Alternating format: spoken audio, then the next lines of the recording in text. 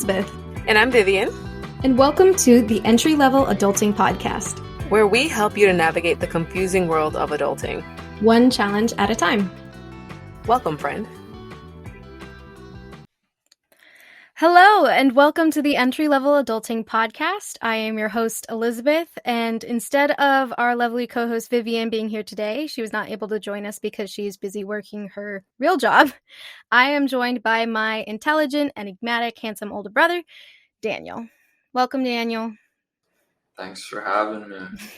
Thanks for doing this.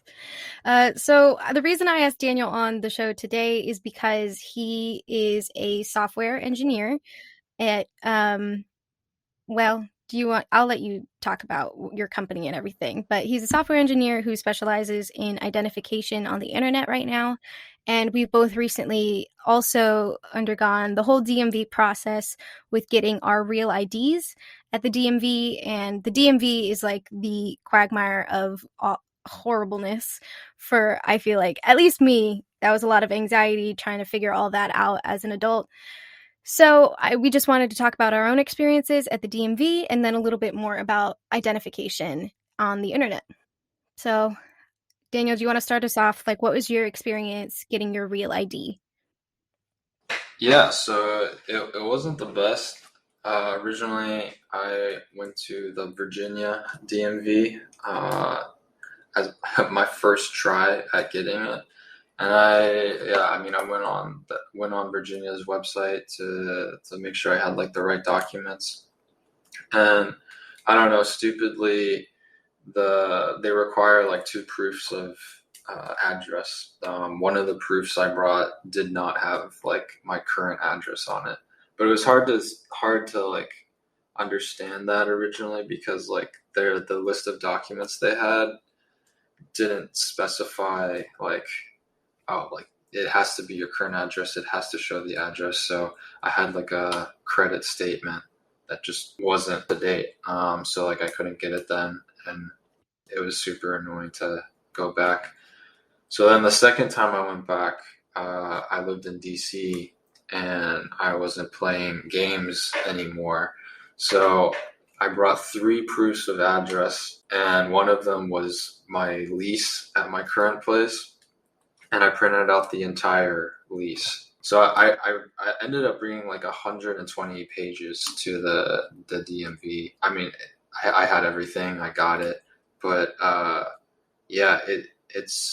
it's hard to have some of the documents, I learned, because at least for proofs of address, if your name is not one of the head leaseholders, if you are not on the utility statement, you have to go way down into like the secondary document. Yeah, so Daniel went to get his first, and I kind of learned from his mistakes, as the second child typically does.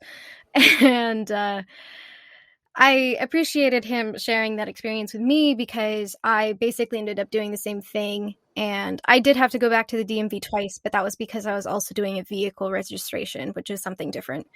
And I didn't have all the documents for that.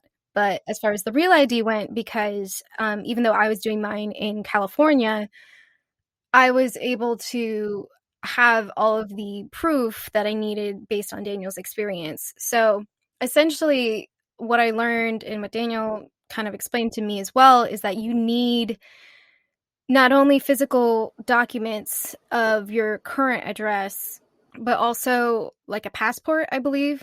Like a current up-to-date passport was one of the things, or like a birth certificate or something was another one of the proofs. So you needed that plus 2 proofs of address.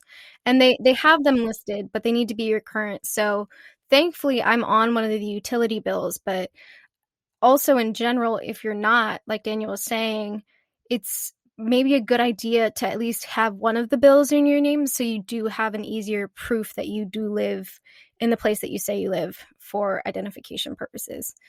So I ended up going to the DMV with the entirety of my lease, like Daniel did too. It was like so long. I don't even know how many pages.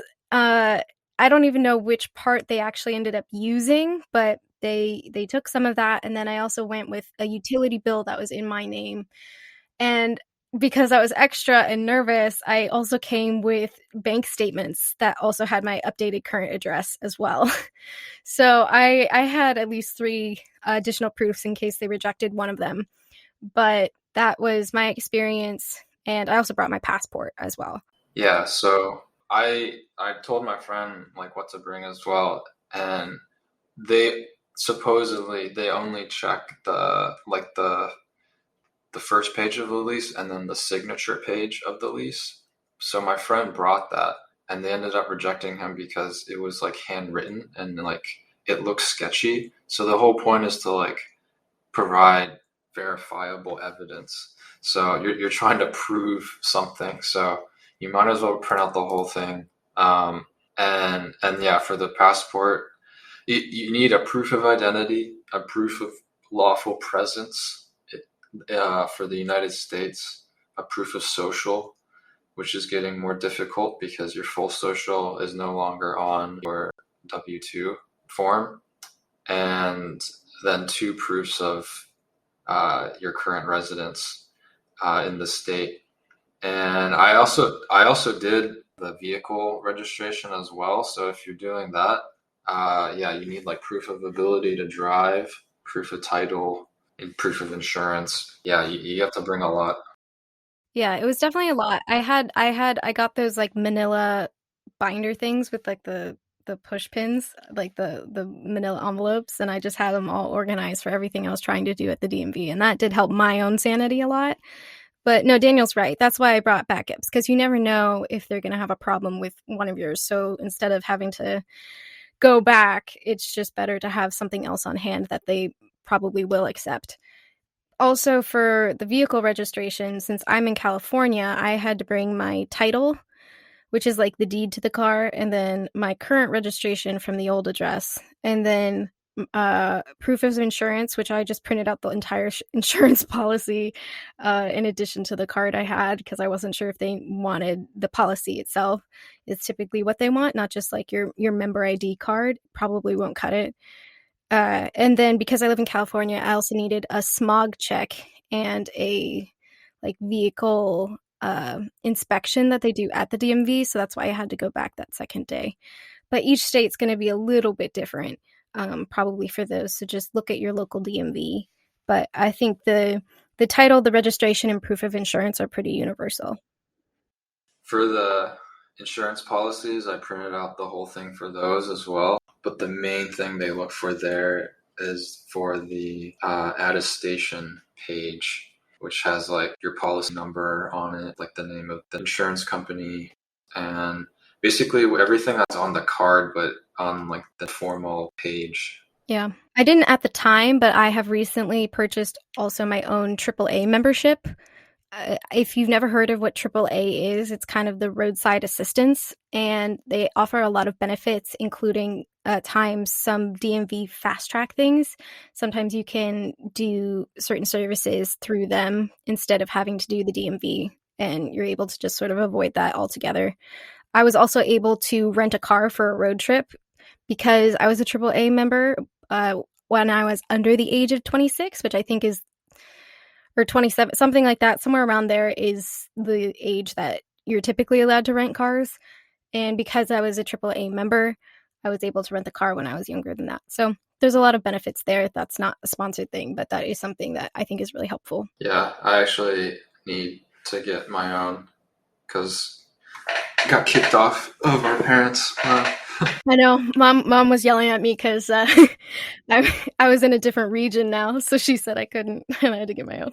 Shout out to our parents for getting on us for things like that. Also, for the DMV, you'll probably need time during the week to go. The weekends get really busy, so if you have maybe not a holiday, but a day off or something, where you're doing a doctor's appointment, I definitely just recommend planning for it when you don't have work, because I was able to do it when I was between jobs, and I can't imagine having to do it while I was working. I would basically have to take time off, which is a bummer. Yeah, I went in the morning and ended up having to wait for maybe like half an hour.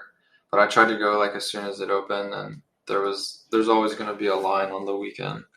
But That was the only time I could go, really. Yeah, I don't know about other states, but I also know in California they offer a mobile check-in where you're able to get in line sort of in advance while you're still home and help you reduce your wait time. But in COVID, they're sort of implementing different things to help move that along. So again, just visit your state's DMV website for the most updated information. But those are little hacks that I found that helped me. The first day I went, the computers actually went down. I thought I was going to be there for a really long time, but it ended up only being 2 hours, which is still a really long time. But considering the computers went down, I thought I was going to be there for like 5 or 8 hours. I was imagining the worst. I don't know. Do you have anything else to add about the DMV? Yeah, no, just be prepared. Find if you're gonna go, just go on the respective DMV site and like read everything that's there. Bring extra stuff. Bring like the real copies of things, and like there won't be a problem if you have all the documents. Yeah. Be nice to them too. I wanted to touch on one thing, though, that you mentioned as a kind of a bit of a segue into our next topic. You mentioned that one of the options was your social security, and it's hard to find proof of that because it's not listed fully on the W-2s. So, for a little background, your W-2 is the tax form that you receive from your employer as part of your basically yearly summary of your salary and wages that you received from them, which you use to fill out your taxes. So it's a form, and typically they used to list your full social security number on them, but now they're only listing the last 4 digits. And so because of that, I actually had to reapply to get a copy of my social security card because I was dumb and forgot it, the original. So I got a new copy of it, and I went through the social security website, and it was actually really surprisingly easy to do. But the software that they use in order to verify your identity so that you can receive your new social security card is actually a software called IDMe. Now, I would have been a little overwhelmed by that, but thankfully, I have an older brother that works there. So, do you want to go a little into what you do, what your company does, and if anybody needs to apply for a new social security card or is doing DMV stuff that uses your software, what they need to know? Yeah. So in short, IDMe is trying to create the digital identity layer of the internet. And all that means is that everyone has the ability to prove their real world identity online and then be granted like an identity credential, which they can then take anywhere where IDMe has their login button. So it's supposed to make the whole process of proving your identity like a one-time thing, and then that level of trust can be translated to any site that wants to proof someone at that level of identity proofing. So the our login button is at California DMV right now. It is at the Social Security Administration. It's also at the IRS. There are a lot of government services that are using them, using the buttons, and we're also at state unemployment agencies. So there's a whole network of where you can take your identity. So, when you first started working there and we were trying to figure out what exactly you were doing, I know you explained to me a little bit. When you say these buttons, these are like login things. So, you kind of likened it to being able to log in like with your Facebook or something, kind of like that. Right. So it's like a single sign-on solution where we don't store any other metadata other than the data needed to prove your identity. So you would never use like your Facebook account to log into the IRS just because, one, the IRS would never allow that, and two, Facebook has unnecessary data tied to your account that the IRS would want. So we're the IDMe is like a neutral vendor. We only care about your identity, and then that's what the things you want to share about your identity are granted to the website you're trying to log into? So in my experience, I basically saw this button, kind of like that, log in using your Facebook button, but it was like log in using IDMe. And I clicked on it and I had to basically create an IDMe profile and submit proof of myself, my identity. So I needed to submit, like, I think it was pretty similar to what I needed to submit for the Real ID at the DMV. It was my passport and I think a couple other proof of, I think it was kind of the same thing, like proof of address or, proof that I'm a person living somewhere. But the passport was the main thing. And for some reason, the scanned copy of my passport was rejected. So I actually had to go through the next process of IDMe, which is a face-to-face interview via a web call. So do you want to talk about Oh, that? I didn't know you had to do that. Nice. So yeah, so that entire process happens. We I believe it's like around 10,000 of web calls a day, and that that we are the only company right now that has a fallback to a one-on-one video call with someone called a trusted referee if the um, automated self-service identity flow, if something goes wrong in that. So in your case, the passport couldn't be read, um, and yeah, so that's an outlet for people who fail at some point in the identity process. And yeah, I just want to clarify that, like, all of this stuff you would have had to bring to the DMV anyway, the documents and yeah, proof of address, stuff like that. So the whole goal is to be able to do that unsupervised or self service. And right now it's about 85-90% of people can get through the flow just without additional help, basically. But we do have the trusted referees in case something goes wrong. Yeah, so basically, because something went wrong in my experience, I got on this web call and it was a really nice guy, and he basically just verified I was me and I could continue on.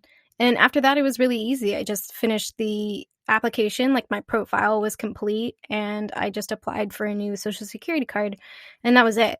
So it was not a really painful process, which made my life a lot easier, and I could do it all from home, which was really helpful as well. So that was a bit of my experience at IDMe. Again, this is not a plug per se. It was just, if you're dealing with government stuff, as Daniel mentioned, there are a lot of places, so you might run into them. And because he works there, I just wanted to kind of get his take on what's happening and what you're doing for that.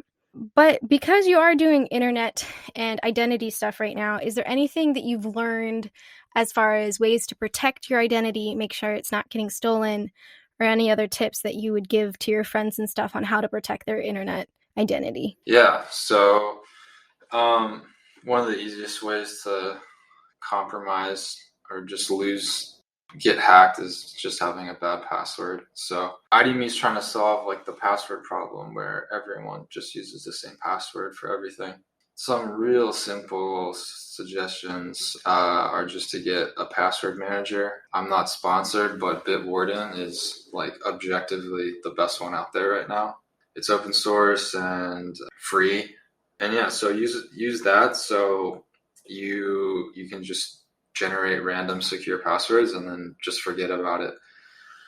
And yeah, in addition to the password management, you should have multi-factor authentication for any account that has it available. So that's stuff like receiving a text message when you're trying to log in somewhere. But on top of that, there are these things called YubiKeys, which are getting more and more popular. So get a YubiKey. It's basically like something you can plug into your laptop through like USB or USB-C. It basically ensures that there's like a real person and not like a bot that's trying to log into your account, because you have to physically touch the YubiKey with your hand. Oh, so it's like a touchpad that you plug in and it's like, I'm right here. Yes, Interesting. that's called genuine presence. that's going to be the next thing that can help with your multi-factor authentication. That's really cool. I had not heard of that before, so I'm sure I will be seeing more of that soon. I'm trying to think if there was anything else as far as identification. I I did think it was funny when you first started working there. You told me that I should never change my name. Yes. So that's a contentious topic, but after working at IDMe, we see just statistically, if you're a woman, you're statistically less likely to be accurately represented in credit records because of your name change. And that's sad, and it should be better, but the reality of it is, as soon as you change your last name, you're placing your identity and presence in credit records in the hands of someone working at Equifax or TransUnion, one of the credit bureaus, to update your name. And these companies suck overall. So it's not, I mean, it's a personal choice, but that's just, it just opens you up to someone having to manually update your record. Right. It's not, you're not saying don't change your name. What you're saying is if you do, be aware that you are a lot more vulnerable now. Yeah, and just double check that it was updated correctly. Yeah. So if you have changed your name, PSA, double check your credit, double check probably your former name as well, and make sure there's no fake accounts going on under your former name, right? Isn't that possible? Just be sure to save.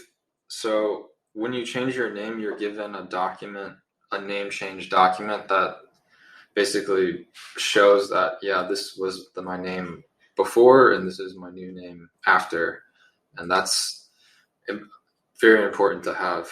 So you're saying there's this special document and you should keep that document as another proof of identification. So like at the DMV or something, that might be something that you need to show. Yes, because there has to be a path from your birth given name to your current. That makes sense. Okay. Well, is there anything else that you can think of that you'd want to touch on? Any tips or tricks for other entry-level adults? Yeah, have your social security card, have proof of addresses. If you're trying to get a real ID, secure your accounts. All right. Well, thank you, everyone. Stay secure and stay you, I suppose. All right. Bye, friends. Thanks. And that's our show for today. Thank you for joining us. We'll see you on our next podcast. We hope you continue to face adulthood head on. We've got this. Follow us at Entry Level Adulting on Instagram, intro and outro music by @Deku_ on Twitch. Bye, friend.